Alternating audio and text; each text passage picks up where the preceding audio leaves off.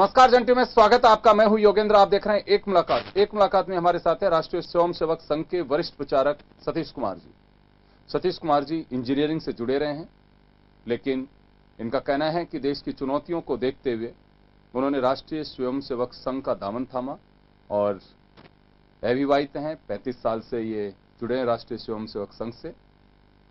और हम अगर इनके बारे में बात करें तो इस वक्त इनके पास में जिम्मेदारी है स्वदेशी जागरण मंच की। स्वदेशी जागरण मंच जो देश के उत्पादकों और उत्पादों दोनों को प्रमोशन की बात कर रहे हैं। लेकिन इस बीच एक सबसे बड़ा सवाल है कि राष्ट्रीय स्वयंसेवक संघ जो मार्गदर्शन भाजपा का भी करता है, बेशक इस बात को झुटलाया जाता हो या इसे खारिज किया जाता हो, लेकिन सच्चाई यही है। एक बड़ी जिम्मेदारी, बड़ी चुनौती जनता के सामने जवाब देने की है कि एफडीआई जब रिटेल में भी आ गया है, जिसका विरोध बीजेपी, राष्ट्रीय स्वयंसेवक संघ लगातार करते रहे, अब मोदी सरकार जब एफडीआई लेकर के आ गई है तो क्या कहेंगे। हम तमाम पहलुओं को छूने की कोशिश करेंगे। हमारे साथ सतीश जी बने हुए हैं। एमएसएमई सेक्टर को भी हम चुन रहे हैं और एमएसएमई की जिस तरह की स्थिति है उसको लेकर के हम बात कर रहे हैं। आप ये मानते हैं कि एमएसएमई सेक्टर पे काफी प्रभाव पड़ा है? बिल्कुल है कि एसएमई सेक्टर ये रोजगार देने वाला बहुत बड़ा क्षेत्र है जी। ये ठीक है कि पैसे का जनरेशन, एसेट्स का जनरेशन ये कॉर्पोरेट सेक्टर से होता होगा, बड़े उद्योगों से होता होगा, लेकिन जो इस देश की आवश्यकता है एम्प्लॉयमेंट, वो तो ज्यादा एसएमई सेक्टर से जनरेट होता है। इसलिए उसको कोई प्रेफरेंस देनी चाहिए। और क्या देनी चाहिए, तो उसमें से एक मेजर इशू है कि जो 1435 सीटें डी रिजर्व हो गई हैं over the period of last 20 years, उसको रिटेन करना चाहिए। सरकार को हमने ये बातचीत जारी है, हमारी चल रही है। मुझे लगता है कि अगले कुछ 2-3 महीनों में ही इसके बारे में कोई अच्छी न्यूज कभी भी आ सकती है। सरकार ने माना है, उसका प्रोसेस है बाकी। लेकिन दिक्कत क्या है कि जो हमारा माइंडसेट है ब्यूरोक्रेसी का, जो हमारे प्लानिंग करने वाले लोग हैं, वो यूरोपियन मॉडल को, वहां के मॉडल को देखते हैं और उस हिसाब से यहां की प्लानिंग करते हैं। हम उनको बता रहे हैं कि ये भारत है भाई, इसकी तुलना जापान से नहीं की जा सकती, कोरिया से नहीं की जा सकती, यूरोप या चीन से नहीं की जा सकती। एक मैं उदाहरण बताता हूं। भारत की लैंड कुल भूमि ये चीन से आधी है, रूस से 1/3 है, अमेरिका से 1/5 है, किंतु एग्रीकल्चर लैंड भारत में दुनिया में सर्वाधिक हमारे पास है, 14.8 करोड़ हेक्टेयर। तो हमने कहा कि वहां पर खेती जो है नंबर 1 का प्रेफरेंस नहीं हो सकती। लेकिन भारत में आज भी 45%, क्योंकि हमारी लेबर फोर्स वहां से आ रही है, इसलिए हमारे को एग्रीकल्चर सेक्टर को प्रेफरेंस देनी चाहिए। ऐसी एसएमई सेक्टर हमारी प्रेफरेंस का क्षेत्र होना चाहिए। आप केवल रेवेन्यू और टैक्स और उसकी केवल नहीं देखिए, आप एम्प्लॉयमेंट को भी देखिए। इसलिए एग्रीकल्चर सेक्टर हो, एसएमई सेक्टर हो, सर्विस सेक्टर हो, इन पर सरकारों का ध्यान भी होना चाहिए। लेकिन हमारा दूसरा कहना है कि एम्प्लॉयमेंट जनरेशन ये सरकार के अलावा समाज का बड़ा काम है। इसलिए समाज के लोगों को भी इस विषय में कुछ सोचकर आगे आना चाहिए। हर विषय के लिए केवल सरकार को ही केंद्र बिंदु मानना, यह भारतीय मॉडल की केंद्र में पहले कभी रहा नहीं है, आगे भी नहीं होना चाहिए। एक एफडीआई को लेकर के बात करेंगे। एफडीआई, हम जिस बात को लेकर के चल रहे हैं, स्वदेशी अपनाओ, देश बचाओ, तो एफडीआई सरकार ने और रास्ते खोल दिए हैं। क्योंकि जो अभी जिस पार्टी की सरकार है, देश को 3 बार बंद करवाया उन्होंने एफडीआई को लेकर के, और जो कांग्रेस जो लिमिट लेकर के आ रही थी, ये उसको भी क्रॉस कर चुके हैं। देखिए, जहां तक स्वदेशी जागरण मंच का सवाल है, मैं स्वदेशी जागरण मंच का जी, क्योंकि ये वाकई इस एफडीआई वाला मामला आपसे सीधा ताल्लुक रखता है। हम एफडीआई के आधार पर किसी देश का, विशेषकर भारत का विकास हो सकता है, इसको सिद्धांतता मानते नहीं जी। इसलिए सिंगल ब्रांड हो, मल्टी ब्रांड हो, कोई ये हो, उसमें हमारे को तो लगता नहीं कि इसी एफडीआई वाला की आवश्यकता है। किसी पर्टिकुलर क्षेत्र में हो तो वो अलग से चर्चा की जा सकती है। इसलिए एज ए प्रिंसिपल हम एफडीआई इन रिटेल के पूरी तरह से विरोधी हैं। लेकिन एक गलतफहमी इस समय पर सारे मीडिया जगत में या समाज में हो गई है कि ये जो पिछले दिनों FDI in retail single brand में 100% एफडीआई ले आए हैं, ये शायद नरेंद्र मोदी की सरकार लेकर आई है। तो आप लोगों को मैं जानकारी दे दूं, ये नरेंद्र मोदी सरकार का फैसला नहीं है, ये 2011 में मनमोहन सिंह का किया हुआ फैसला है। FDI in retail, single brand 100% FDI. लेकिन बीजेपी इस बात पे मनमोहन सिंह सफाई दे चुके हैं। ये बात आई थी बीच में, उन्होंने साफ सफाई दी कि बिल्कुल 100% की बिल्कुल नहीं था। मैं बताता हूँ क्या है मैं बताता हूँ। मैंने वीडियो क्लिप्स देखे कि नरेंद्र मोदी कह रहे हैं कि भाई ये एफडीआई आएगी। एफडीआई इन मल्टी ब्रांड, भारत में 99% जो दुकानें होती है ना हमारे यहाँ मल्टी ब्रांड होती है। 1%, लेस देन 1% जो है सिंगल ब्रांड होता है। इसलिए मल्टी ब्रांड जो है वो बिल्कुल नहीं होना चाहिए। भाजपा के लोगों का भी यह कहना है और आज भी वो टिके हुए हैं उस पर। मनमोहन सिंह ने जब पास किया था सिंगल ब्रांड में किया, अभी भी सिंगल ब्रांड ही है। मनमोहन सिंह के समय पर था 49% with automatic route and 51%, 51% with permission route. अब ईज ऑफ डूइंग बिजनेस करते हुए भारत की सरकार ने वो जो 13 परमिशन थी वो वैसे ही एक पर आ गई थी। इन्होंने क्या किया, 51% जो गवर्नमेंट अप्रूवल रूट था और 49% ऑटोमेटिक रूट था, इन दोनों को क्लब कर दिया। 100% इन सिंगल ब्रांड निर्णय उनका उस समय पर किया हुआ जी। लेकिन उसको खारिज कर सकती थी वर्तमान सरकार, मेजोरिटी पूरी थी इनके पास में। करना चाहिए था, हाँ करना चाहिए था। इन्होंने कांग्रेस की नीति को कंटिन्यू किया है, नया नहीं किया है।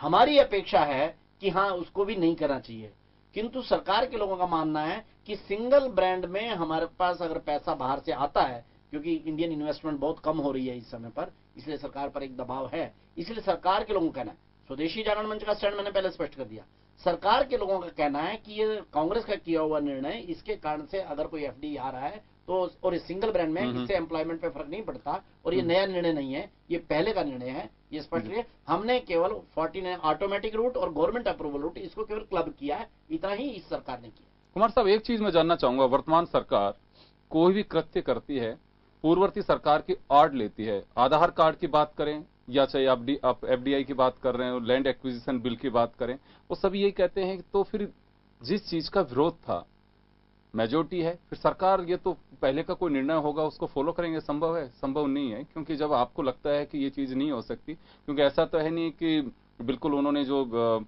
मेजोरिटी के साथ में अगर कोई पारित करते तो बिल भी पास नहीं हुआ था कि बिल्कुल आपको सिंगल रिटेल या मल्टी रिटेल के अंदर आपको ये जो लिमिट है आप एफडीआई की उसको रखना होगा, ऐसा भी नहीं था। तो ठीक है ना, आप ये तो सरकार से या बीजेपी के लोगों से पूछिए। मैं तो आपका व्यक्तिगत, आपका मैंने बताया स्वदेशी जागरण मंच का तो मत पहले जो था वो मनमोहन सिंह की सरकार में जो था, मोदी सरकार में जो है, ये एक ही है कि भारत के विकास में रिटेल सेक्टर में खासकर एफडीआई की कोई जरूरत नहीं है, ना मल्टी ब्रांड में ना सिंगल ब्रांड। स्वदेशी जागरण मंच का ये मत स्पष्ट है।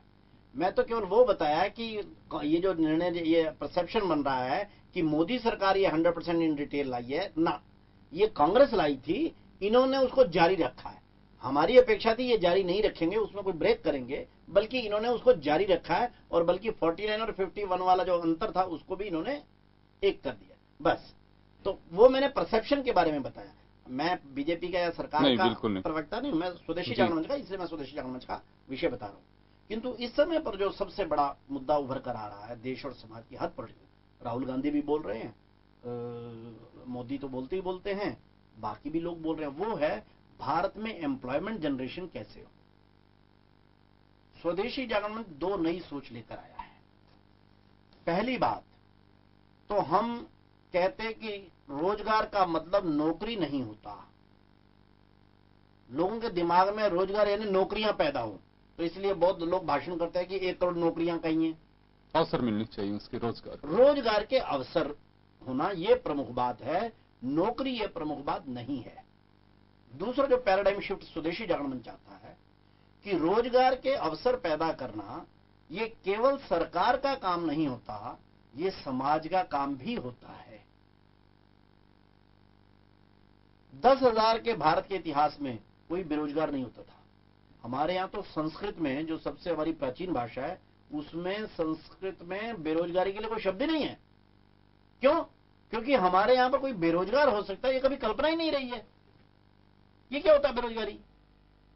हमारे यहां तो ट्रेडिशनली, जैसे आज बाप की जमीन का वारिस लड़का होता ही है, इसमें कोई लिखित नहीं करने की जरूरत ही कोई नहीं, सबको पता ही है।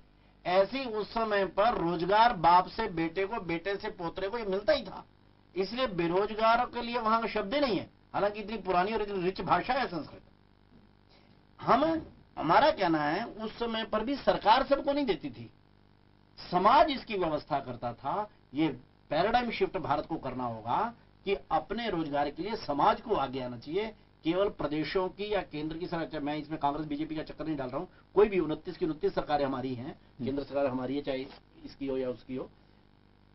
सरकारों का काम सहायक का है, समाज का काम है सबके लिए रोजगार की व्यवस्था खड़ी करना। मैं सहमत हूं, लेकिन मैं एक चीज बताना चाहूंगा साहब आपको, आप हो सकता है सहमत हो नहीं हो, लेकिन आप जानते हैं इस बात को, जो अपेक्षाएं पाल के बैठे हैं लोग, वो सरकारों की और पार्टियों की देन है। उन्होंने कभी अपनी मैनिफेस्टो में या अपना जो भी पत्र जारी करते हैं उस वक्त ये बात नहीं कहते हैं कि हम रोजगार के इतने अवसर पैदा करेंगे, वो सीधा ये कहते हैं इतने लोगों को रोजगार देंगे। मुझे लगता है कि ये खुलासा होना चाहिए, राजनीतिक दलों को भी बोलना चाहिए। बोलना चाहिए जी, लेकिन कभी कोई नहीं कहता। हाँ तो नहीं, ठीक है ना, फिर जनता जवाब मांगेगी उनसे, कोई भी पार्टी का। तो जब जवाब मांगते तभी तो ये कहा जाता है हाँ? कि हमने देखो इतने लोगों को रोजगार के अवसर दिए। जब पूछा जाता है तो गरीब जो ये बात कह करके चलता है कि मेरे बच्चे के लिए मैंने तो अपेक्षाएं सोची थी कि आपने तो ये बात कही थी, तो ये उस वक्त उसको नहीं बताया जाता है कि कैसी बात करते हो, फिर उसे कोई जुमला बताता है, कोई क्या बात बताता है। मैं अभी पॉलिटिकल चिक में नहीं पढ़ता हूं, क्योंकि ये देश की सबसे बड़ी आवश्यकता है। स्वदेशी जागरण। मेरा तो निवेदन ये है आपसे कि क्या वास्तव में राजनीतिक दलों को मैनिफेस्टो जारी करें चाहे कोई पत्रक जारी करें, उसमें ईमानदारी की भाषा होनी चाहिए।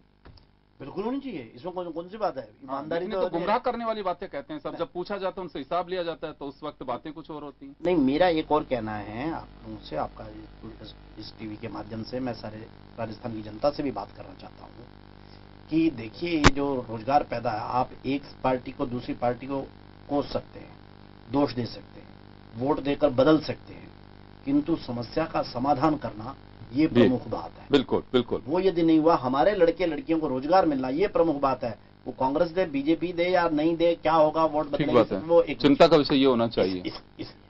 और इसलिए हम लोगों का कहना है कि एंटरप्रेन्योरशिप की तरफ अगर हमारे युवक जाते हैं, अगर हमारे युवकों को याद है कि नौकरी की तरफ भागने की जरूरत नहीं है, क्योंकि आप लोगों को मैं बताऊं कि अभी हमने जो सर्वे करवाया है, डाटा एनालिसिस किया है, 3,42,60,000 नौकरियां सभी 29 प्रदेशों की सरकारें, केंद्र सरकार, पीएम से लेकर पीएम तक, इसमें रेलवे आ गया, सेना आ गया, बड़े बिग कॉर्पोरेट आ गए, टाटा, अडानी, अंबानी, ये सब आ गए इसमें जी। इन सब की नौकरियां केवल 7% बनती हैं, क्योंकि भारत की लेबर फोर्स 49.6 करोड़ है और ये 3,42,60,000 को नौकरियां देती हैं। तो केवल 7% लोगों के लिए नौकरियां हैं। 93% जो है लोग हैं, कहां से रोजगार प्राप्त कर रहे हैं? तो हम अपने युवक युवतियों से कहना चाहते हैं कि आप 93% के फील्ड में आओ, यहां पर पैसा है, यहां पर रोजगार है। उस 7% की जो गली है नौकरियों वाली, वो बहुत छोटी है, बहुत तंग है, बहुत कंपटीशन है, वहां पर आप कुछ नहीं कमा पाओगे।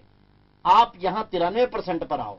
ये अपनी युवा शक्ति का मार्गदर्शन करना, उनको ये सुझाना कि 93% का रोजगार का फील्ड, आज भारत उसमें तरक्की कर रहा है ना। आज भारत आप देखेंगे उसमें कितना आगे जा रहा है। हमारे छोटे छोटे बच्चे, मैं लुधियाना में प्रचारक रहा हूं, वहां का हमारा तृष्णीत अरोड़ा है, इंडिया टुडे ने उसकी कवर स्टोरी की है, वो केवल 11वीं पास है। आज 300 करोड़ रुपए की अपनी सिक्योरिटी, ये जो कंप्यूटर की रहती है ना, हैकिंग, एंटी हैकिंग, इसका सिक्योरिटी फर्म चला रहा है। केवल 25 साल उम्र है उसकी, शादी नहीं हुई है, और 300 करोड़ की फर्म बॉम्बे में जाके चला रहा है, पास केवल 11वीं है। ये एंटरप्रेन्योरशिप है। मैंने कई जगह पर BTW वाले का उदाहरण दिया, बिट्टू टिक्की वाले का। वो तो फैजाबाद के गांव का एक छोटा सा, वो BA केवल पास है, आज वो 200 करोड़ रुपए की दिल्ली के अंदर कंपनी चला रहा है, 1200 लड़के लड़कियों को रोजगार दे रहा है। कैटरिंग का सबसे बड़ा ब्रांड है BTW। वाइकिंग वाला त्रिपुर का आज 1200 करोड़ रुपए का ग्रुप हो गया, केवल 8वीं पास है। एंटरप्रेन्योरशिप, स्व उद्यमिता, स्वरोजगार, वो फील्ड है जो हमारे युवक युवतियों की प्रतिभा को बाहर निकालेगा, संपन्न करता है। काहे को 20,000 30,000 की नौकरियों में जाना। एंटरप्रेन्योरशिप का फील्ड भारत को आगे। रुकावट कहाँ है इसमें, रुकावट कहाँ रही है? रुकावट यानी कि माइंडसेट। अभी हमारा जो, अभी आप, मैं जाता हूं, मैं तो कॉलेज यूनिवर्सिटी में बहुत जाता हूं जी, मैं उनसे पूछता हूं कि आपके दिमाग पर क्या है? नौकरी। सब अधिकांश 90% हाथ खड़े हुए थे नौकरी। ये जो माइंडसेट है हमारे युवक युवतियों, ये रोड़ा अटका रहा है। इनके माइंडसेट को करना को नौकरी नहीं, एंटरप्रेन्योरशिप। स्वरोजगार, न्यू आइडियाज, इनोवेशन। पैसा इनोवेशन में है, न्यू आइडिया में है, एंटरप्रेन्योरशिप में है, स्वरोजगार में है, नौकरी में नहीं है। अभी दिमाग चला हुआ नौकरी, कुछ पॉलिटिकल पार्टियों ने भर दिया, कुछ बाकी से हो गया। अंग्रेजों ने शुरू किया था ये सिस्टम। अगर ये वापस अपने इस पर आ जाएं तो देखें भारत तो, और अभी काफी मात्रा में आ भी रहे हैं। वी आर होपफुल कि आगे ठीक हो जाए। चलिए सतीश कुमार जी के साथ में हमारी चर्चा जारी रखेंगे, लेकिन छोटे से ब्रेक के लिए रुकेंगे और ब्रेक के बाद हम वापस लौटेंगे और चर्चा करेंगे कुछ महत्वपूर्ण मुद्दों पर। साथ ही जानना चाहेंगे इनके व्यक्तिगत कहां का सफर कहां तक पहुंचा, उसको लेकर भी जानकारी चाहेंगे छोटे से ब्रेक के बाद।